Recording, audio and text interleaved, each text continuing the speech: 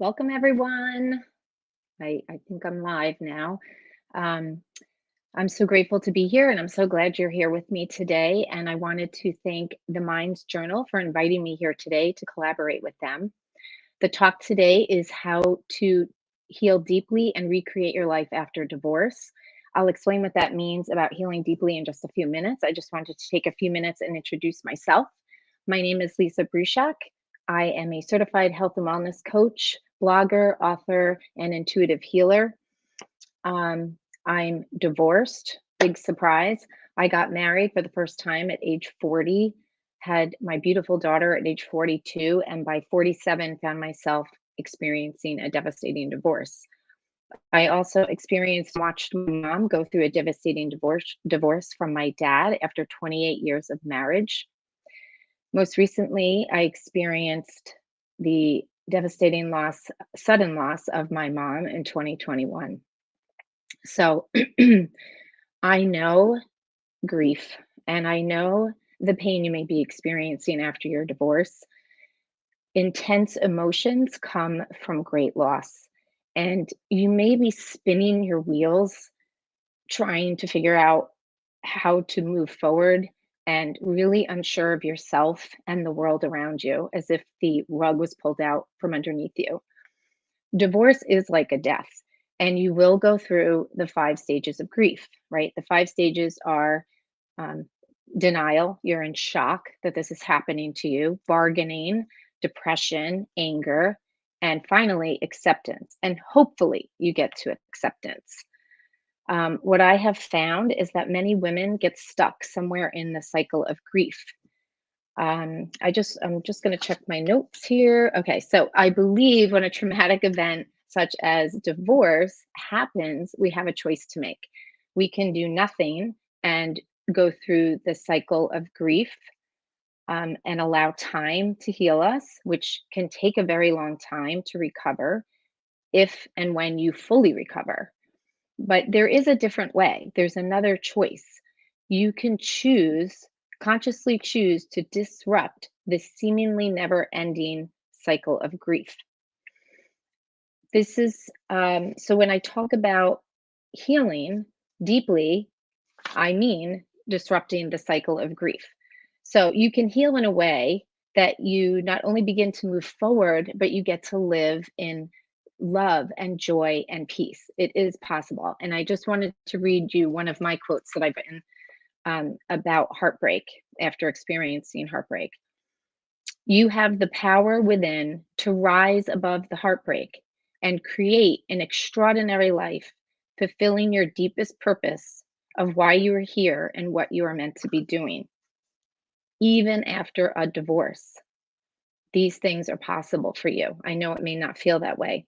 When I was in severe emotional pain, when my marriage ended, I felt I went through a spiritual awakening. I used my divorce as the catalyst to create um, great change in my life. I knew that this was an opportunity for me to go deeper within and heal in a way I had never done before because I wanted my life to look different. I knew this was coming up for a reason.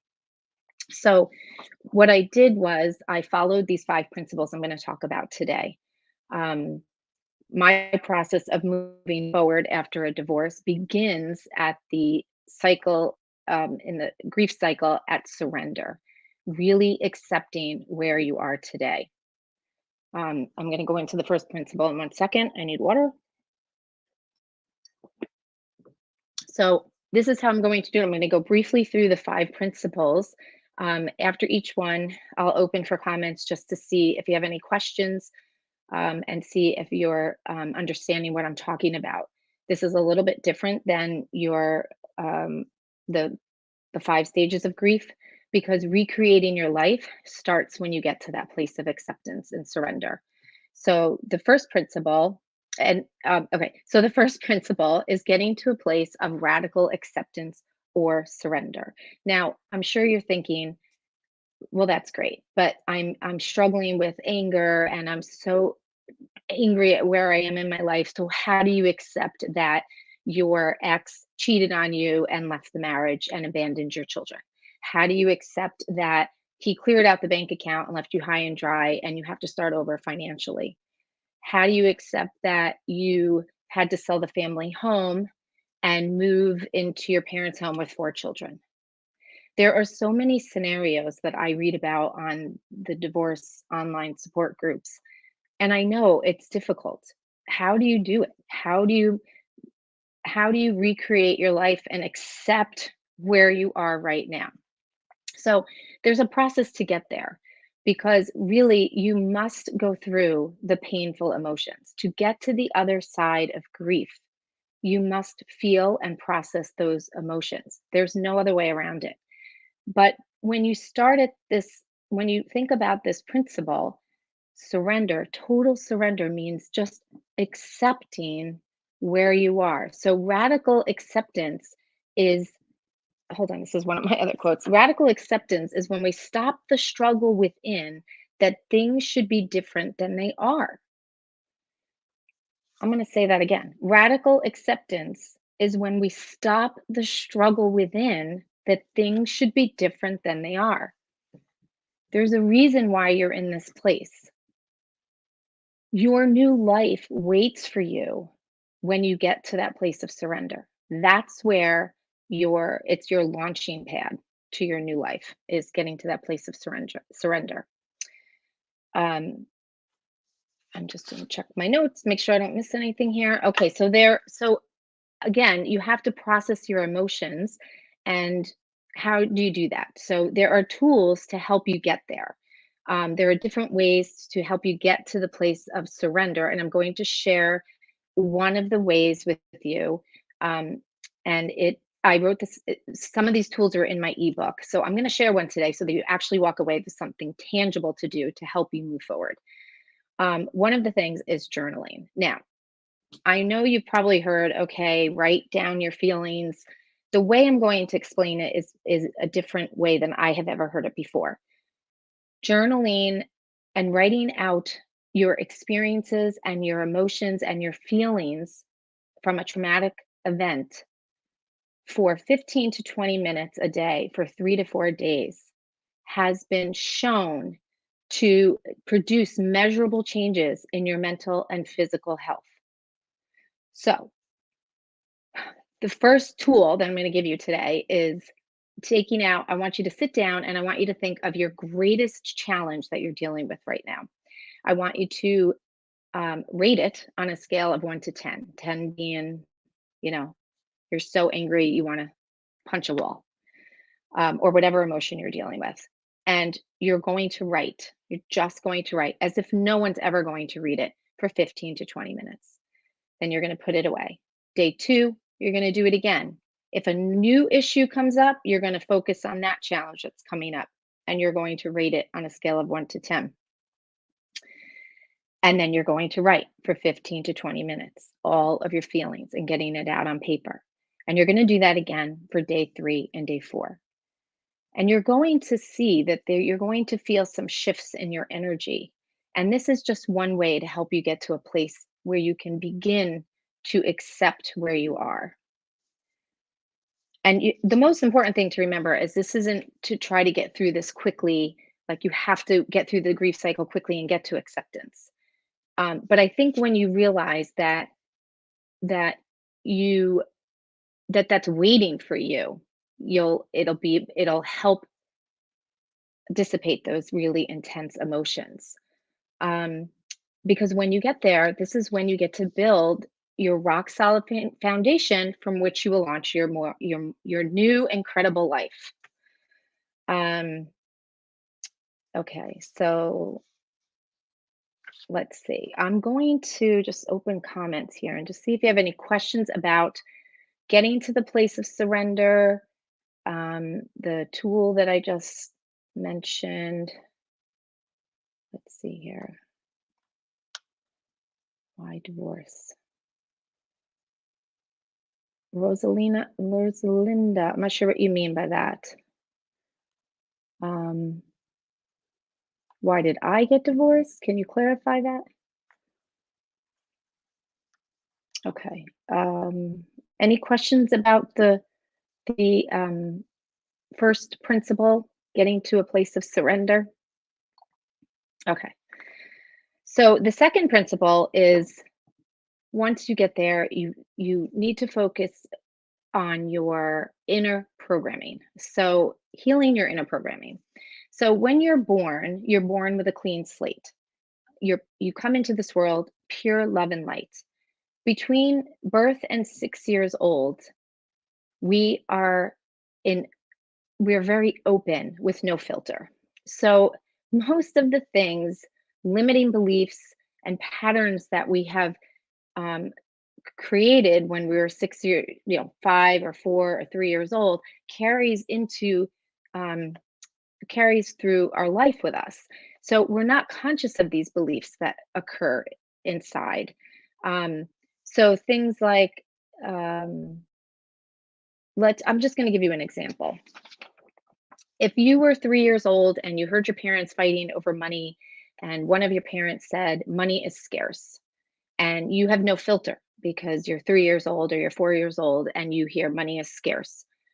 Well, these choices, these beliefs, and these thoughts that come in get formed as our limiting beliefs and create. I'm so sorry, I lost my train of thought. I got stuck on the comment. Hold on one second. Oh, is it dropping frequently? Hold on.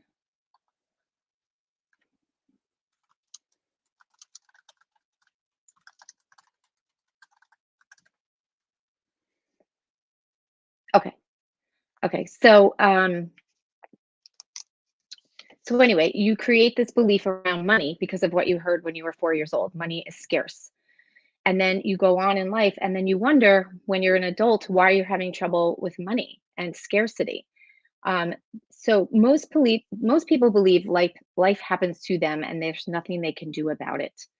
But life happens for you, which means you get to look at everyone and everything as a gift to help you transform your life from within. So people in your life that show up or situations in your life that show up like divorce mirror back to you what it is you need to heal within you. So for instance, my ex-husband came into my life to mirror back to me these I believe this, subconscious beliefs and untruths I had about myself, such as I am not good enough. And he did a great job mirroring that back to me, reflecting that back to me. And so I looked at it as an opportunity to heal those beliefs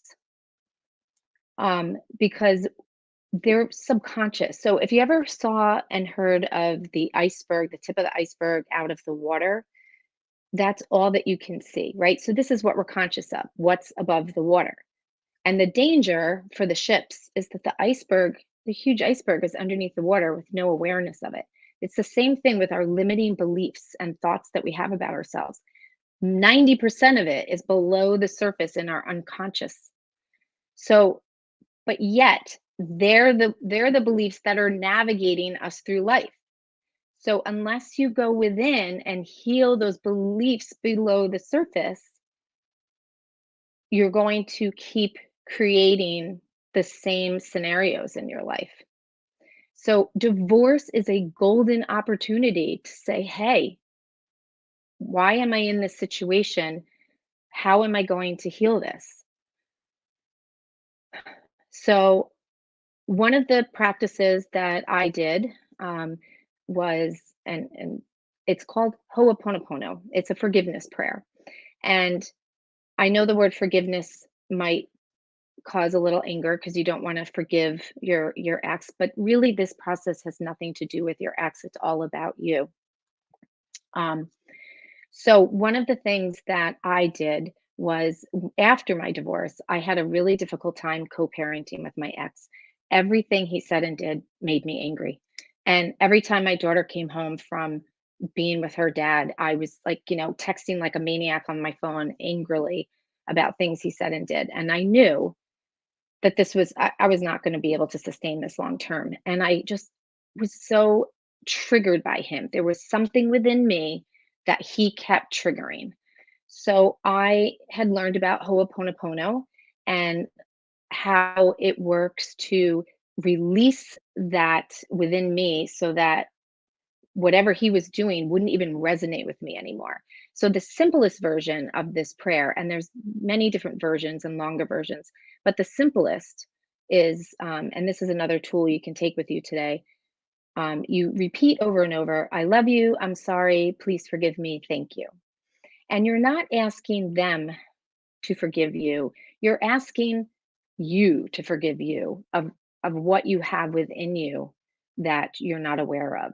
And you don't even have to know what you're healing. You don't even have to know exactly what your limiting beliefs are for this to work. Um, the version I did with my ex to help with co-parenting was I would say, um, I, Lisa, forgive you, Bob. Please forgive me. Let's forgive each other. Let's forgive ourselves. Please, God. Thank you, God. Amen. Now, if the word forgive brings up feelings of anger, you don't want to have to forgive your ex, um, you can use the word release. So you can say, I, Lisa, release you, Bob. Please release me. Let's release each other. Let's release ourselves. Please, God. Thank you, God. Amen. And basically, you're releasing whatever it is that is triggering you between the two of you. And I can tell you, and by the way, Bob is not my ex's name. I can tell you that after I did this and I repeated it over and over, our co-parenting relationship completely shifted. And now we have a great co-parenting relationship. I don't even get angry once in a while, but not like nearly as what I did. And his behavior changed. It was amazing to me how it really did shift. So it works. These things work. So the next, I just let me open comments and see if you have any comments about this. Oh, I know. Okay, so Kurt, how does someone deal with loneliness after divorce? After all, it's such a tragic thing in someone's life who's affected by it. Yes, yes, that is a big piece of feeling lonely. Kurt, I would say that there's something within you that needs to be healed. Um, something that um, something within you is making you feel lonely. So, doing the inner healing work around that, try the journaling about your loneliness. That will help you move some energy so that you can get a clearer idea of what it is exactly is creating your loneliness. Um, you can we can talk about that a little bit more later. I do have an ebook that will be in the chat, no, in the comment section linked, called Your Happily Ever After Divorce Story. And it includes these two tools, plus many more to help you heal on a deeper level. Oh, he put it up. Thank you. Okay. All right. All right. I'm going to go back now to um, the next principle, which is gaining clarity. Let me just get my notes here. So, um, after you get yourself to a place of surrendering and accepting where you are in the divorce process, um, and then you begin doing your inner healing work, you must gain clarity on how you want your life to be after divorce. You could just sit here and just go through the days and just allow life to happen to you, or you can actually create your life the way you want it. How do you want to be spending your days? Being very clear on what you want for your life is important, because when we're confused and not sure of what we really want, the universe really has no idea what we want. And then we're just kind of at a standstill. We're not on our rightful path. So, gaining clarity around what you want. This is another tool to help you gain that clarity. So, and these are not steps. This is not like step number one, surrender, step number two, heal your inner programming. These principles all work together. So, as when you get to that place of surrender, which you may have to choose every day to surrender for a while, and then you're healing, you're doing the process of healing your inner programming, and now that will help you free up energy, and you'll start to get new ideas about what you actually want for your life. Because your life did not end with divorce. So you get to create whatever it is you want moving forward. So, one of the best ways to do that is to answer the question, what do I value most in life? Um, do you value having fun instead of hard work? Do you value being fit and healthy so you can keep up with your kids? Do you value spending time with friends and family? Do you value doing the work that lights your soul on fire and provides you financial independence? You sit down and answer that question. This is another one of those, coming from within. What is your heart telling you that you want for your life? So, what do I value most in life? Write a list out of what is really important to you. Look at the first 3 to 5, or rate the first 3 that are the most important, of the first 5, and those are the things that you focus on each day. And each day, as you make these, focus on these 3 to 5 things that are most important to you, and you make changes, I'm sorry, small changes every day, your life will start to pivot, and you will be creating the life that you want for yourself.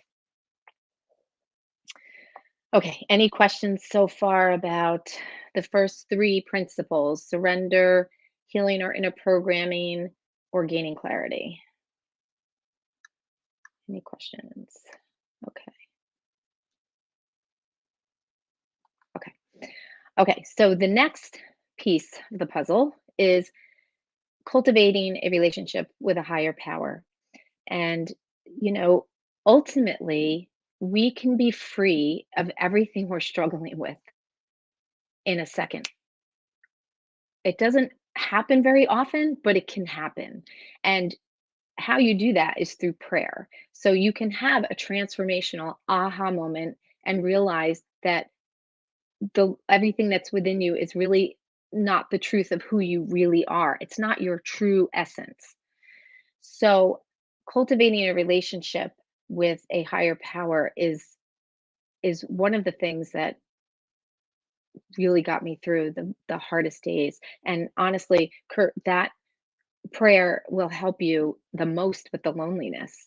Um, so loneliness, I mean, prayer, and then the other piece of that puzzle is that, you know, cultivating your inner wisdom, your inner voice, learning to listen and discern what your inner voice is telling you to do. Now, again, this comes easy as you get to the surrender phase, and then you begin doing your healing your inner programming and gaining clarity on what you want for your life.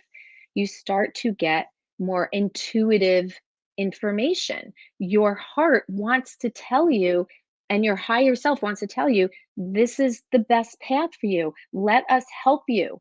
And that is, I think, key to recreating your life after divorce. You don't have to do it alone. You don't have to do it alone. My premise and all the work I do is based on spiritual principles, and spirit and the spirit realm is a huge piece of um, how I live my life. And so that is what following my inner voice most of the time, because I don't always pay attention, um, helps me make the decisions I need to move forward in my life in the way I want to. So the last principle is loving yourself. Now, I'm sure you've heard this before. Self love is the key to manifesting your life. And that's all well and good, but what does that really mean to love yourself? Um, I struggled with this a lot in the past. Does it mean taking care of yourself and getting a massage and doing self care? Yes, those are nice things that you do for yourself, but really loving all of who you are, knowing that you're a divine creation, I think takes some practice. And I think one of the biggest ways we suffer, women especially, is comparing ourselves to others. So, um, especially in this day and age with social media, you see, especially after divorce, seeing all the intact families going on vacation, and all the children together, and the happy families, and it's enough to make your head spin. And I think it's the most detrimental thing we can do to ourselves is compare ourselves to anyone else. Um, this is a story that I have that when I was selling the family home after my divorce or after we separated, I was at my realtor's office and I was standing there and, just in intense pain. Can't believe this is my life. Don't want it to be my life. I wanted to have my intact family with my daughter and my husband. And I'm looking at a picture on the wall of this beautiful family standing on a beach, husband, wife, kids. And I spiraled downward in my head that, oh my God, I'm never going to have this. What a beautiful family, and just spiraling for like 15 minutes while she's doing paperwork. And then she notices me looking at the picture and she says, oh, that's a picture of my partner. Yeah, that's their second marriage. They're both divorced. They're not even their kids together. They're this, step sisters, siblings. And it's like, standing there spiraling downward thinking, "I'm never going to have this again." And it wasn't even the truth of what was happening in the picture. So, really, this whole process is about really discovering yourself and healing yourself and moving forward in a way that's powerful. And I will tell you, there's a quote that I read. I don't know who wrote it. I'm going to read it to you. That helped me really kind of um, start to accept myself more, which I think is the first step to loving yourself. Um, and it says this: deep in your coded instructions, your creator has placed a very special job that only you can do. You are copyrighted and patented in heaven. So when someone says we're unique and no two snowflakes are alike, well, that's what that means. But God created you to uncover your gifts and your talents and to use those in the world to bring joy to others. So that's what this whole process is about. Um, hold on, I see comments. I'm just gonna check the comments again. Okay, so that really concludes my presentation of the 5 principles. You have surrender, heal your inner programming, gaining clarity on what you want your life to look like, cultivating a relationship with a higher power, and really cultivating your inner intuition to help guide you as your inner compass, and then learning to love yourself. And I have other ways in my ebook, and everything is linked in the comments. So I am going to open for. Hold on one second. I'm going to open up for questions and answers. Let's see. Okay, Linda. Linda, how does one know they are ready for a new relationship after divorce? Oh, yeah. That's a very good question, Linda. I actually wrote a whole blog post about this on my website, which is linked here. It's findyourtrueessence.com. But I don't think you really, it's different for everyone. But I will say this: until you do the inner work, I would wait, because you don't want to. What happens is, if you've ever heard the saying, you keep repeating the same patterns over and over again in your relationships, that's because you have this inner programming that's running behind the scenes that you're not even aware of. So if you don't heal that, the next person is just going to be sort of the same or something else you need to heal. So use this time to go back into your past relationship, and that's the only time to really look in the past, is to figure out what it is you need to learn to go forward. So go look back at what you were, where you were triggered. Every time you were triggered in that relationship, what is it that's coming up for you? Why do you think you were triggered? And this is where intuition comes in. Ask yourself, what was triggering me? You will get an answer. You might feel like it's your mind talking. Just go with the answer. Write it down. So when you do that, all that inner healing, and you feel ready to get out there, that's when you go and start dating. Okay, Linda, how do Oh, yes. Linda, same thing. How to overcome feelings of not being good enough after divorce? How do we conquer our inner demons? So again, the not good enough is a limiting belief, and it is a belief that is universal. Many people have this limiting belief. I am not good enough. I had it too. Um, you do the inner healing work. You use the tools, use the Ho'oponopono that I just mentioned in the healing your inner programming, the forgiveness prayers about yourself. Forgive yourself for feeling that you're not good enough. You were created by the divine. You're enough. So forgive yourself for feeling this way, for having these beliefs that are lies and untruths in your subconscious. And when you start doing that, if you can think about, okay, I'm not good enough. Why? Repeat that prayer. I love you. I'm sorry. Please forgive me. Thank you. Over and over. And it should help you shift some. If you need further assistance, Linda, I do have a free call. You can book it.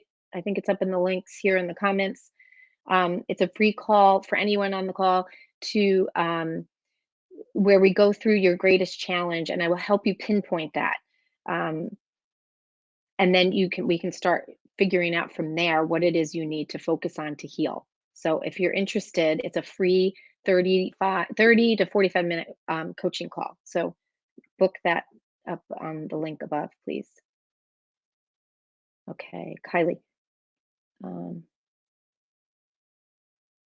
After divorce, does remarrying work? I mean, how can someone build up their mind to marry again? I think it takes up a lot of courage to do that. Yes, Kylie, I think so too. I'm not there yet. Um, yes, I think it does, but I think when you do um, the inner work, you will find that the things that you heal that attracted you to your past partner or partners, and they start to heal and release, you'll feel you'll shift, and I can't even explain exactly how you're going to feel because it's your own personal journey, but you will feel shifts and you will find the strength again to trust. And it's I remember my very favorite author was Susan Jeffers, and she talked about how do you get because she was divorced and remarried, and she said, how do you trust again? Um how do you trust again? My ex had an affair. I was thinking I'm never going to be able to trust anybody again, but I did the inner work. And Susan Jeffers talks about it's really not about trusting anybody else. It's about having implicit trust in yourself, knowing that no matter what happens, you have the power within to heal and to be okay no matter what. So that's what this process is all about. Yes, I know you lose trust in the institution, Linda. I'm with you. But you can still you can get that back because it's really about trusting yourself and knowing what you can handle and not handle, and then you can decide if you want to get married again or not. Okay, Linda. Oh, Kylie. um yes, Kylie, I think you're talking about that's what I was thinking in my concern too about trusting again. It can be difficult to trust again. um But like I said, when you go through this process and you do the inner work that's necessary to change your inner landscape, because that affects the outer circumstances of your life. And when you do the work and you get to that place of strength and peace and joy, and you feel sure about yourself and you reclaim your sense of self, I think that's missing in a lot of women is they don't have this sense of themselves, like they lose it somewhere. So when you get that back, um, then you'll attract a different type of partner and a different type of relationship. You'd be ready for a healthy, trusting, mutually trusting, exclusive relationship if that's what you want. Again, gaining clarity on what you really want. Are you wanting to remarry because you think that's what you should do? Or Do you want to remarry because that's what you truly want in your heart? Don't let anybody else decide for you. Don't let society to decide for you. You decide for you. What do you want between you and God? You and the divine, you and your higher power. What is it that you really want for your life? Okay. Okay. Any other questions? I don't see any. Oh, mm, okay. Kurt Kurt says or asked, does the pain of divorce ever go away, especially when someone is a child whose parents are going to be divorced? I think it affects the same as the parents. What do you think? So, yes, I do think that, Kurt. I think that, well, one, does the pain of divorce ever go away? Yes, it does. Do the children get affected? Yes, they do. But here's the caveat: the children are affected by how you're affected. So, what's amazing about this inner work is that when you do the healing work for yourself, your children heal. It's all energy. So, when you move that heavy energy, the loneliness that you're feeling, and you release it and let it go, it'll release in your children. Divorce does not mean that your children cannot grow up to be healthy, thriving adults, successful adults. It does not. For instance, my daughter is we're so connected that if I'm upset, my daughter feels it, even if we're not together. So children follow your behaviors and how you're responding to a situation. Change how you're responding to the situation and your children will change. And yes, the pain will go away when you do this healing work. It will.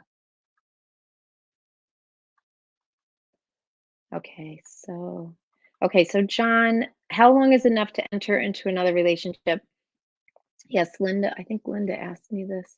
Yes. So really this is a personal decision. Um, my answer to that is to not jump into another relationship until you have done your own inner work.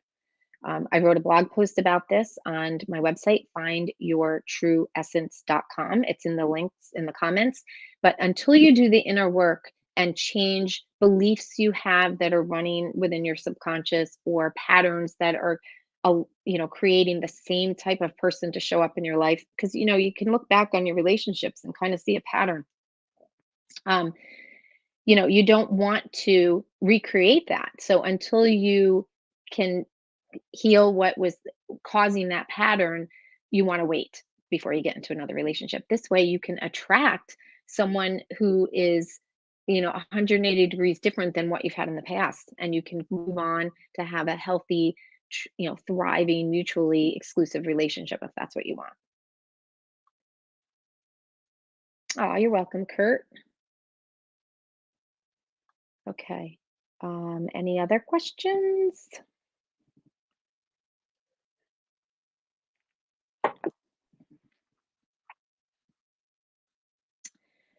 Okay, I don't see any other questions, but I just wanted to say that I have a few resources in here for you. You can go to, I have a free coaching call if you're interested. I will help you uncover your greatest challenge that you're dealing with, what is blocking you from moving forward. So it's theoneshub.com, and book a call with me. It's a free 30 to 45-minute call. I really feel you'll find a lot of value in it. Um, you'll understand what is really holding you back and what you need to do to move forward. I also have a blog on my website, which he had just had up, and I do have a book for sale, Your Happily Ever After Divorce Story, and it includes um, those two tools I talked about today, a couple of things I talked about today, and a lot of other things. Very value packed. It comes with a beautiful workbook so you can work through the process. It's a good way to get started in learning to heal. And if you have any questions, um, it comes with email support, unlimited email support. So check that out as well. Okay. Any other questions? Oh, Starling, I'm so sorry. Okay, so yes, I know this is about divorce, but how do you heal from the loss of a child? That's a tough one, and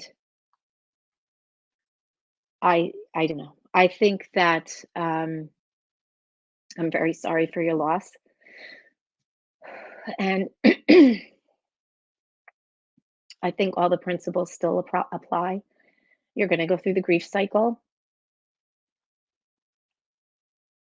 and then I'm so sorry. This is more about uh, healing from great loss, the loss of my mom, and then feeling her pain.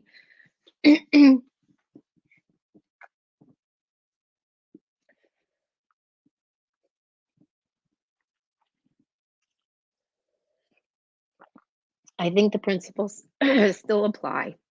You know, you're going through the grieving cycle. You might get to a place where you accept at some point, and you know there are steps to get you to a place of surrender, and then you can begin moving forward from there. I think you need to give yourself grace and time with such a great loss, honestly. If you have any other questions, I'd be happy to answer them in an email. You can email me at lisa at findyourtrueessence.com. Okay. Any other questions?